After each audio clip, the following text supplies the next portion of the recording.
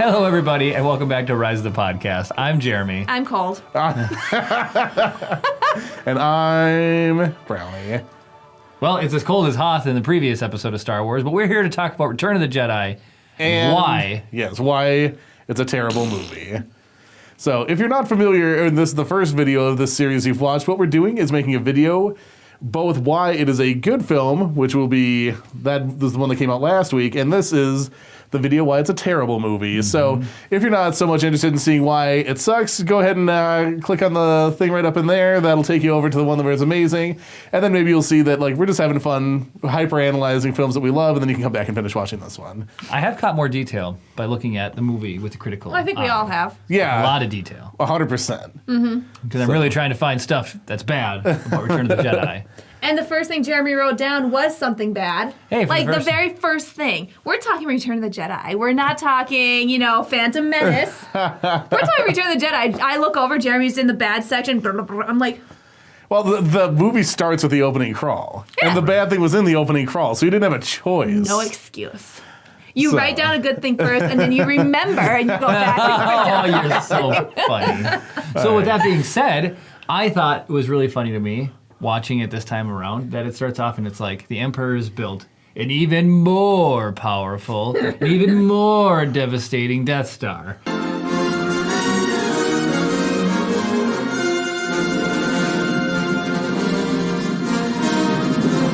And it's like, okay, this is kind of funny. So they had the first movie, and then the second one was fantastic, and then the third one, they're like, let's build another Death Star. Like, that worked for us the first time so well. We got Death Star. Now, granted, it is a fantastic movie, but it's just that... No, this is why it's bad. It's a horrible movie. Stop talking. It's a horrible movie. It's a terrible movie. Just recycling their own same plot lines. Oh, my goodness. What was George Lucas thinking? I don't know. But he wasn't. Yeah, that's... absolutely right. You know what else he wasn't thinking about? That droid that you hate. Oh, yeah. Okay, so they're in Jabba's palace. C-3PO and R2 are being brought into the, torture room. Yeah, the droid dismemberment chamber. Exactly. And you see C-3PO, he gets assigned to be Jabba's translator. And as he's walking through the door to leave the area, you see this droid hanging in the corner. And to me, it looks like a stinking Jeff Dunham puppet. This protocol droid might be useful. Fit him with a restraining bolt and take him back up to His Excellency's main audience chamber. R2, don't leave me! Yeah. It's got the weird, huge eye things. It's it just completely pulled me out of the movie. So Is that the first time you'd seen it? That's the first time I've seen that. So it's a good thing it pulled you out on the 10th rewatch. 10th? Are you kidding? It's more like 5 millionth. Well, that's... I grew up with those movies, baby. Yeah. So, all right. So, Kara found this funny little droid we had never seen before. Just completely ridiculous. Oh, okay. So we're working backwards on the list now. So this is the first one I've written down here. So way later in the movie, they're sort of breaking down what they're going to do to deactivate the shield generator and all that. There's this guy that you see one time ever, and his name's General Nadine. And he has the fakest looking beard I've ever seen. General Nadine. We have stolen a small Imperial shuttle. Disguised as a cargo ship and using a secret Imperial code, a strike team will land on the moon and deactivate the shield generator. It is pretty funny. It could be a legitimate beard. I don't know. I've never seen a beard that looks like that. It looks like somebody just took a piece of tan felt and just stuck it onto his face. So, okay, they did in Return of the King. I know it's a completely different movie. In Return of the King, they had to have women fill in as Riders of Rohan. And so they did the same thing. They just stuck beard to their face, and it looks just as bad. You can tell they're clearly women with beards. Maybe General Nadine's a woman. Well, his name's General Nadine. Right? And Nadine is from Arthur. Yep. DW's friend. Imaginary friend. Right. So that bonus facts for you guys. It was pretty funny to see that, but it just really stuck out for the same reason that droid took Kara out of the film. It totally is just like, a fake. Who's this guy with a wacky beard? And for all you who don't know, Chris does have a full lush beard, so he knows what a real beard looks like. Yeah, I see one every day. Yep, when he looks in the mirror. So, Kara, you were like the opening. So you see R2 and C-3PO walk into Jabba's palace, and what did Luke do? Okay, but that's not C-3PO. That was when Luke walks in. He's a Jedi. Like, he knows he's not supposed to give in to, like, evil things. And he goes and he force chokes the 2 Gamorrean guards.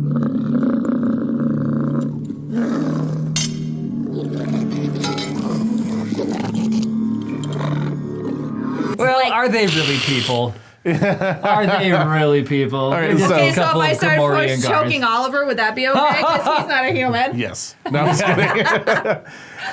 kidding. So my only small rebuttal to that is he doesn't know that there's like, and people in general wouldn't have known at the time when it was made. There's like, because Force choke being in Sith power Right. comes from the Okay. video games and the I EU mean, stuff. yeah. It obviously still is not a very good thing to do. You would not think that a light side guy is just running around choking people. Right. Didn't Darth Vader force choke someone in A New Hope? Yeah, He but I did. mean, like, it wasn't associated with being dark side. Yeah, that was just like him showing his power and how the Force works. Yeah.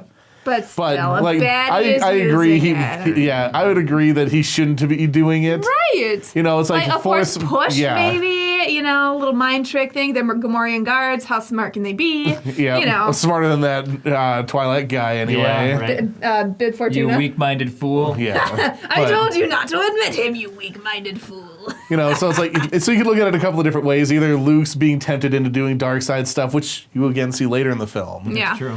Or if he's just like when they were making the movie, they're just like, oh yeah, force choke. That's something that we know how to do before they actually sort of divide the powers up between light and dark side. I suppose. And if that's the case, either one of them really, it's just something that sort of is like, oh, Luke shouldn't be doing that. Luke walks the line. Well, Luke almost cut down Kylo Ren. What is he, Johnny Cash? Yeah.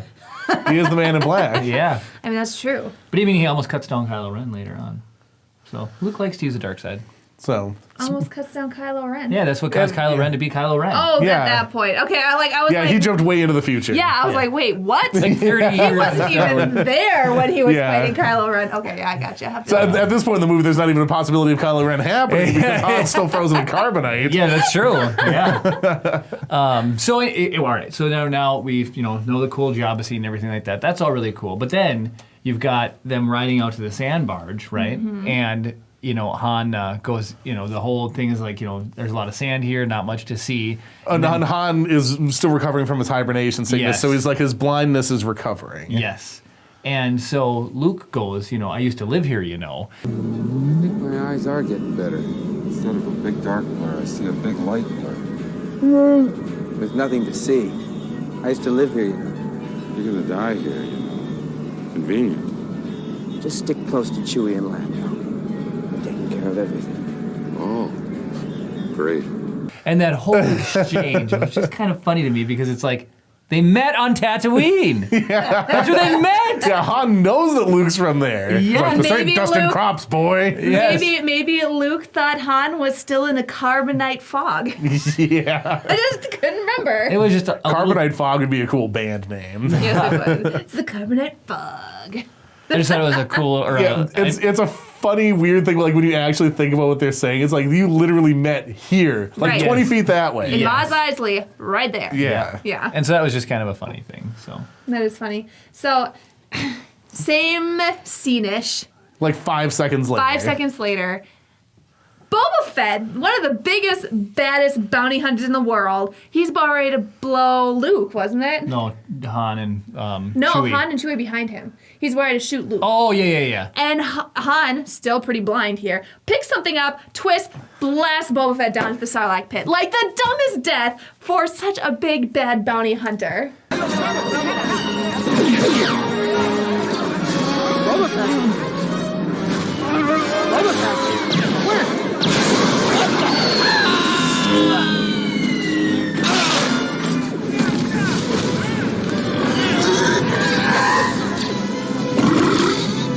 It's stupid. It's pretty sad. Kara would would you like to have the Sarlacc blow up when he went down in there, make it a little more dramatic?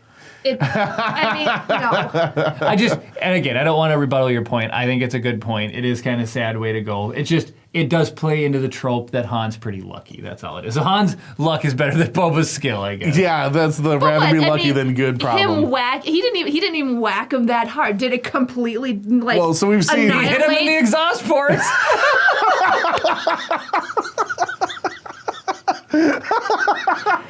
Oh, that's irrefutable. We have to take this off the list now. It explains it. That's how he died so Yep. easy, Kara. He wasn't covering his weakness. Yep, exactly. So I used to bullseye jetpacks back home. I just think he deserved a better death. No, I than agree being with you. Well, so- accidentally I agree. whacked Well, so into if a you think hole. about it, like it's iconic. People know exactly how he died. Yeah, I know, but So, if Oh, yeah, he true. could He lived on have just infamy. he could have just been Well, blasted, whatever. right. how he died. Because Oh, there are Kara's people, one of those people. out there who do believe, including my younger brother, he believes that Boba Fett made it out of the Sarlacc pit. Well, I mean, will it takes see. 1,000 years to be digested. Solo killed him again. The movie review did so poorly that they cut the Boba Fett movie. That's twice. Yep, without trying. Yes. That's really funny. Without trying. Yeah, exactly. Oh, my That goodness. hit me after. I was like, without trying. It almost went over, then it boomeranged back. Yeah. Oh, that's my pretty goodness. good. I didn't know I'd have so much fun with that one. God. All right. So we're watching the movie, and you know, I love the Falcon. It's one of the most iconic ships. I want the Lego. I want to just like have Millennium Falcon sheets, but from a I do like, but you know, I don't know. That's just I move bought on. you, I Move bought on. you Star Wars sheets. Okay. Anyways, so how is it that the Millennium Falcon is the fastest ship in the galaxy? Like, you have this great scene. Han and Lando are discussing. You know, It's like, yeah, you take her. She's Yeah. the fastest ship in the fleet. Look, I want you to take her. I mean it. Take her. You need all the help you can get. She's the fastest ship in the fleet. All right, old buddy. You know, I know what she means to me. I'll take good care of her. She won't get a scratch. And it's like, If we're going based off your argument against my last complaint, Han's luck. That's true. he That's stumbled true. upon an irrepeatable or unrepeatable mechanism that makes it the fastest. And I mean, Yeah. that thing is patched together. We said it last time. It is patched it's together. It's the jalapiest jalopy in the galaxy, but So somehow it's crazy fast. Somehow he put something in there that just makes it go. It's, it's funny to me. Yeah, it's like because because it's technology, right? It's Right. like you think that you'd be able to make make something as fast, if not faster. well, there's The a thing's like 1,000 years old. Not really 1,000, but it's like it's an old beat up ship. There's a joke, I can't remember which movie it is, but there's two stormtroopers solo about the new speeder came out and how much it's so much faster than the old one. And I think it was the old one was a reference to like Luke's speeder. The new one was going to be the same model as Luke's speeder, which is a little Yeah. Easter egg. So it's like they've already established that old technology, new technology, faster and newer and stuff like that. So the fact that Hans is still the fastest ship in the galaxy Just don't is- question it. Han's just lucky, like He's you just said. lucky. Yep. He's got those dice hanging on the rearview mirror. It's the dice. It's got to be the dice. Yep. It's got a little extra NOS being injected into the engine. Right. Illegal. Okay, so now we're gonna kind of jump ahead. You're talking about Speed of the Falcon. I'm talking about Luke's decisions riding a speeder. Yep. On the So- forest moon of Endor. On the forest moon of Endor. Okay, so you see him going, and he's flying super fast, and you see him coming up to this really narrow opening between two trees.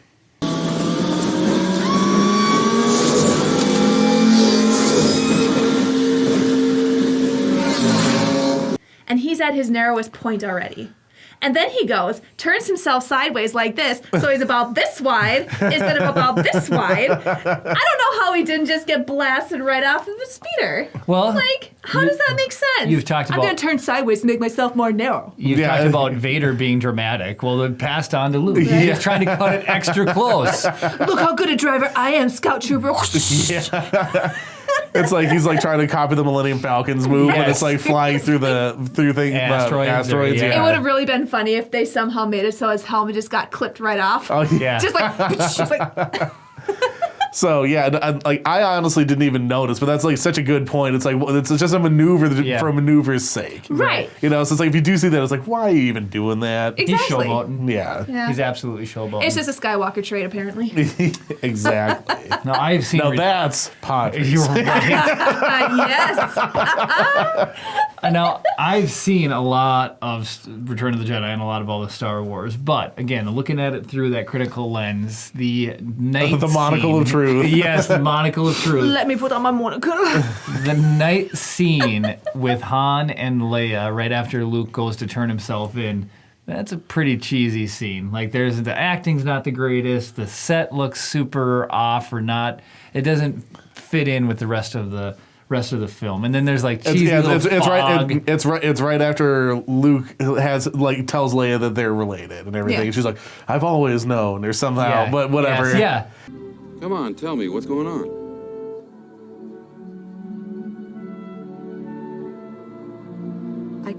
I can't tell you. Could you tell Luke? Is that who you could tell?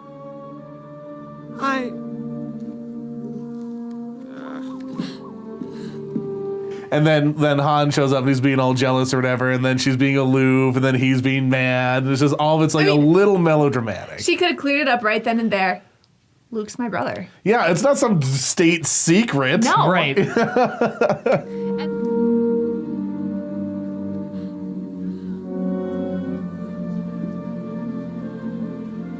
I'm sorry. Hold me.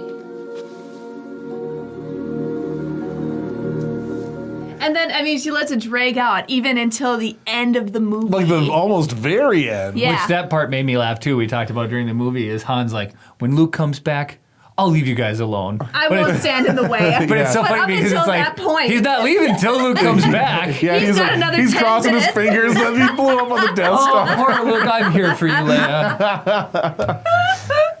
Classic Han. Totally classic Seriously. Han. Oh my goodness. All right, so that sort of wraps up just like the stuff in general that we're like, meh. And then like all of the OT films, we have a section that's just, here's special edition stuff that we don't Yep. like. Then Who's it just gonna start it off? Okay, so I'll kick it off for this one. So in It's so bad. in Jabba's palace. So I don't know if people even remember this. Like you get like the very end of a song before the slave gets dropped into the Rancor pit. What's her name again? She has a name. I do not Insert know. name right here. Yeah. Yeah. But so they expand that out because obviously they had shot it and then they cut it because either it was terrible or whatever. Mm-hmm. But they put this whole music video back in with a song that's completely forgettable and total CGI characters. And it's Yeah. just like, what are we even doing here? We're just wasting 2.5 minutes. It is a complete waste.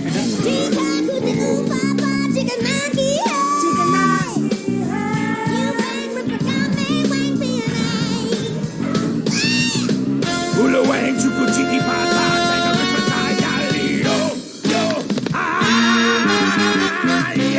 It doesn't add to the scene at all. No, not one bit. Obviously, we know it's like this kind of club type thing. Obviously, we know this. Yeah, we got that idea like right away. Right, we don't need to see Big Lips McGee come out with, or Long Lips, I guess. Well, and then there's the guy with like the humongous mouth with like, "Rah!" I hate that guy. He's the worst. Those guys have names too, and I can't remember what their names are So either. I think, did you say her sister? I don't remember. The only other time you ever see that alien is in Clone Wars. Right. Interesting. The long She's lady. but- Zero the Hutt's girlfriend. Well, so with most scenes, there's intent, and the intent of And that, Zero is Jabba's cousin. the intent of the dancer / slave girl falling into the pit is to Set up the Rancor. He's right, the Rancor and the trap floor. Yep. So like Luke, you know that there's a trap there, and so it's like you see it, and you're like, Luke, no. But yeah, the intro to that with the long dance scene, it adds nothing to the movie. Not one thing, just Yeah, Better in like- the 80s. So tis true. So I know you guys had a beef with, yeah, Chris, you and I both had beef with and this I do one. too. It Yeah. looked bad. It did. Leave it as it originally was. But Yeah. My issue, okay, Sarlacc pit, right?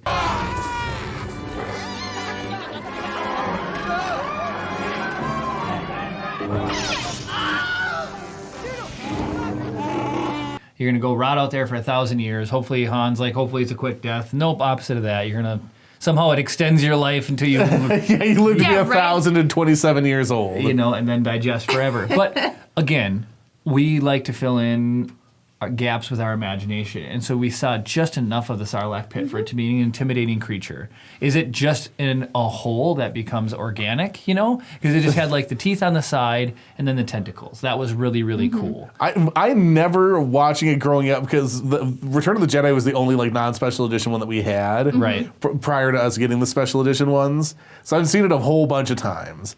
And the pit itself, it's the Sarlacc pit, not the Sarlacc hole with a beak in it. Right. You know, it's like, oh, it's a pit, and then like I was thinking sort of like it's not the Venus flytrap, but the other like flower where it's like the things fall in and they just get dissolved in it. That's what I felt it was, and then like the tentacles just help like knock stuff into it. Exactly. It didn't even have to be like alive. It'd be like a flower, like that type of makeup. Yeah. Then it's like, oh man, what a horrible way to die. Like, no, you can't climb out of it. But now it's like unless you're Boba Fett. Yeah, unless you're Boba Fett. Now it's a desert bird. Yeah, no, it's like literally, I don't even understand what it's like. It looks bad. It doesn't add anything. It makes you question even more what this possibly could be. If you look at the shape of the beak too, it looks like an avocado in a way, right?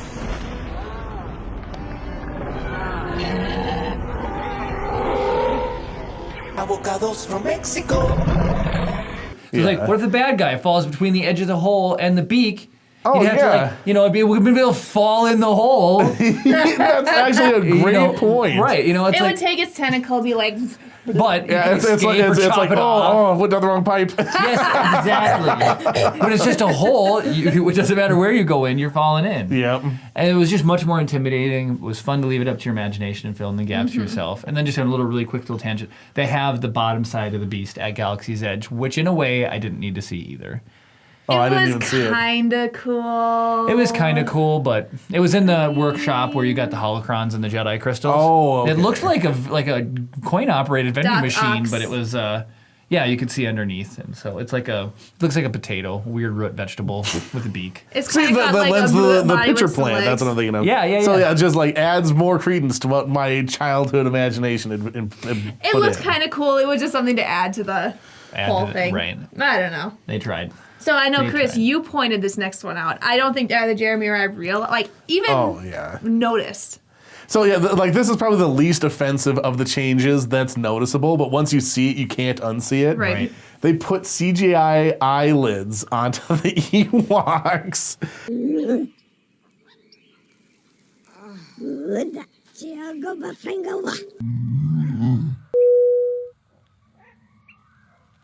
And they don't do it a lot. Like after I saw it and pointed it out, it took probably another minute for you to see it happen again. Right. But like when Leia and Wicket are first like encountering each other, like you see right away, it's just like blink, and like the motion's all wrong, and like the texture looks wrong. Yeah, it just seemed weird. Like animal blinks are different than human blinks. I'm granted it's an alien, but he's an animal. Yeah. Right. So I don't know. It's just like it's like a really slow weird. Well, not to blink. mention you can see.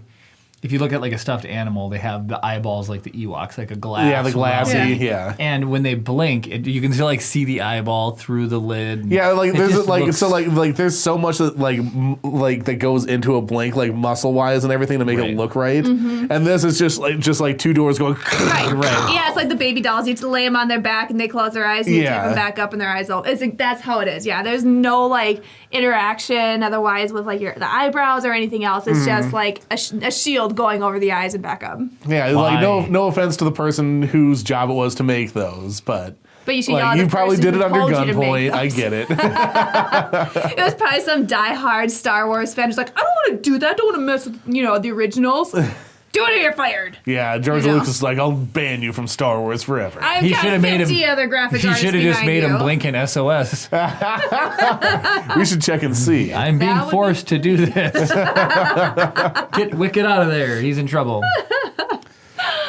All right, so then the movie ends. We get this awesome, blows up, and you get the really cool in the original version. The Ewoks are playing like the Stormtrooper helmets, and you got this fun, cool scene.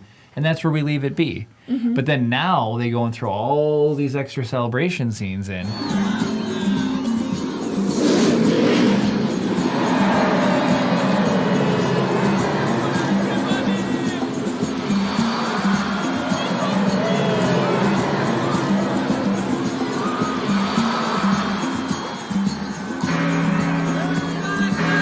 Yeah, we Which have totally- Naboo, Coruscant. All over the place. There's another one that I can't remember. The Last Rebel on Hoth. Yeah. it's like, and I understand it's space age technology, whatever. Like the message got out and everyone's celebrating, whatever, right?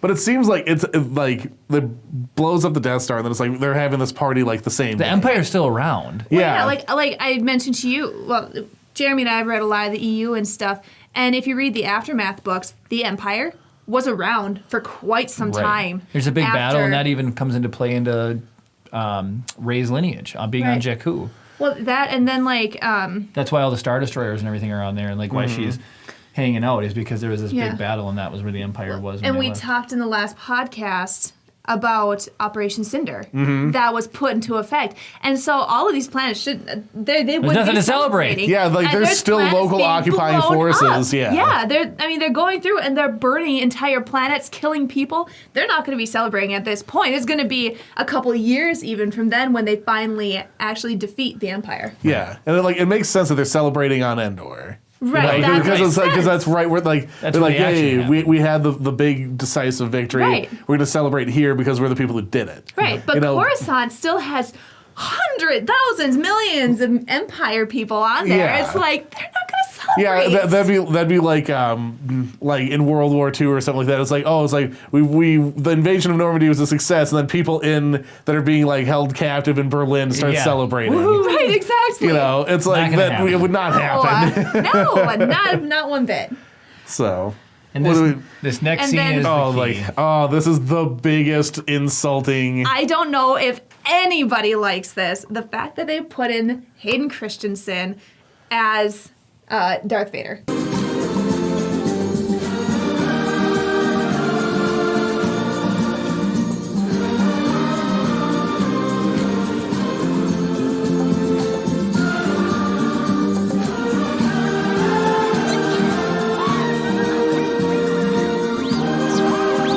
Yep, as the Force Ghost at the end during this celebration. During the celebration. Why? No, it's so. There's two things that make it like really upsetting to me. Thing number one is so Obi-Wan and Yoda look as though they did right when they died, right? Right, they're still old. Yeah, they didn't pick like some idealized version of themselves, right? And the whole point of this whole thing apparently is that it's the Darth Vader or the Anakin Skywalker like becoming Darth Vader and then being redeemed at the end. Right. So if he was redeemed at the end, he was a Jedi when he died. He should be the old version of himself. Right. If it's Hayden Christensen, he wouldn't have been converted at the end. No, and he died as Exactly. Darth And Vader. he would not come back as a Force Ghost. Exactly. So it's like there's just two big glaring reasons why. It's just like outside of the fact that not a lot of people were particularly a fan of Hayden Christensen's portrayal of Anakin. Which is part to do with the writing from George Lucas. So yeah, like no like direct fault or whatever, but it's just like it was completely an unnecessary change. Right. You already had the shot done. You already had it filmed. You had the original actor who played the reveal of Darth Vader at the time. Like that to me would have been a big deal. Like you got to see Vader for the first time. Yeah, not just like from his upper lip up. Right. He took him off. You see him. You get established. This is what he looks like. And then to remove it and put in a younger actor just because you did the prequels, it's kind of slap in the face to that guy. Yeah, no, exactly. It's like disrespect. But yeah, my whole thing is it negates the fact that Anakin never was really redeemed then because he died when he was younger as Anakin. Yeah. So yeah, no, it's breaks the like, logic. Yeah, absolutly. Might as well put Ewan McGregor in as Obi-Wan. Right. Well, yeah, no, for real, and then get like young Yoda puppet. Yeah. Right, exactly. Grandmaster before he was sent to Dagobah to live in the swamps. Yeah. Well, he's already 900 some years old. He can't look that much different. He had jet black hair Right, and a motorcycle. Just like Elvis. Good Yoda. Oh man, Young Yoda.